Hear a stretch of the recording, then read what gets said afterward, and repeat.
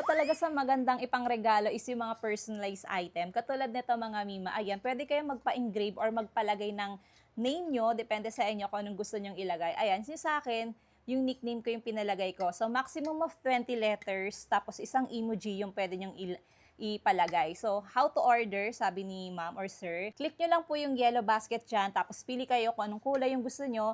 Available siya in white tsaka black. And then, kapag na-place order nyo na po, message nyo si seller kung ano yung ipapa-engrave nyo na name and yung emoji.